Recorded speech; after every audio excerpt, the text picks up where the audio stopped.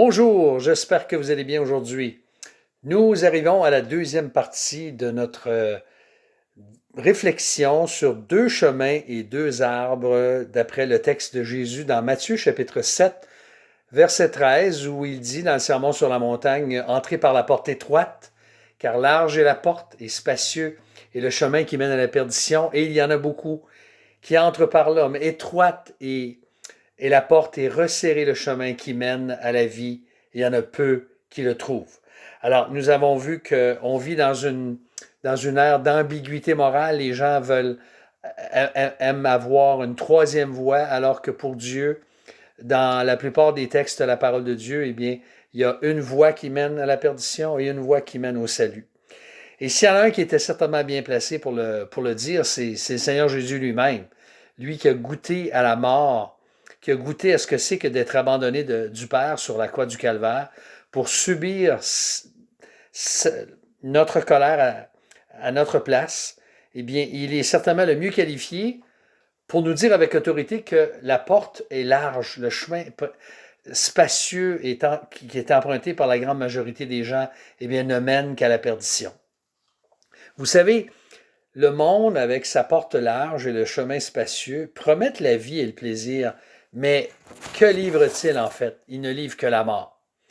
Et en fait, la triste réalité, c'est que cette voie large et spacieuse est en fait suicidaire, elle conduit à la perdition. Et c'est pourquoi Jésus nous supplie d'entrer par la porte étroite et par le chemin resserré. Si vous voulez, je vais utiliser une petite illustration aujourd'hui, un entonnoir. Un entonnoir, c'est large au départ, mais c'est resserré en bas, n'est-ce pas? C'est à ça que ça sert. On met du liquide ou un produit pour que ça puisse entrer par un petit orifice au bas de l'entonnoir. Alors, pour celui qui emprunte la voie large, c'est la perdition qui l'attend au bout, de l'autre côté. Et si on tourne l'entonnoir, c'est le contraire. C'est resserré au début, mais c'est toute la vie abondante avec sa myriade de bénédictions qui nous attend lorsqu'on emprunte la voie étroite.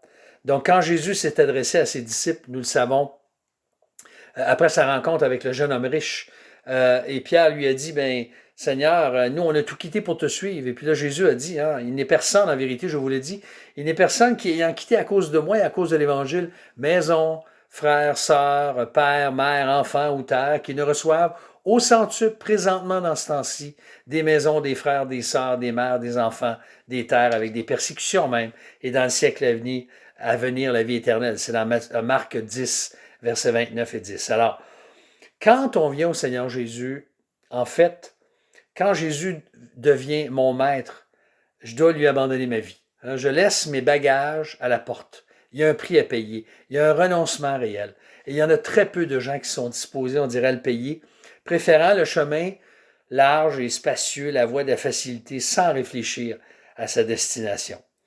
Quand, même dans l'Apocalypse, on voit qui nous décrit le trône de Dieu, l'agneau avec des myriades de rachetés de toute langue, de toute race, de toute tribu, de tout peuple, hein, qui sont courbés devant le Père et le Fils. Jésus est honnête, hein, puis il nous dit, il y aura beaucoup plus de perdus que de sauvés, malheureusement. Alors, si peu le trouvent, laisse-moi te poser la question à toi. Est-ce que tu es entré par la porte étroite, par ce chemin resserré qui mène à la vie? As-tu placé ta foi en Jésus seul pour le pardon de tes fautes, alors qu'il est mort sur la croix et qu'il t'offre, en payant ta dette, de recevoir ce don de la vie éternelle? Tu vois, cette porte, c'est Christ lui-même, hein, le bon berger, qui est à la fois le bon berger, mais la porte des brebis. Alors, si tu es entré par la porte, sois reconnaissant, sinon, ne tarde pas. Alors, nous allons voir la dernière capsule, les deux arbres, un qui porte du fruit et l'autre qui ne porte pas de fruit. Alors que Dieu vous bénisse, je vous invite à nous revenir pour la troisième et dernière partie de cette série. Bonne fin de journée et à très bientôt.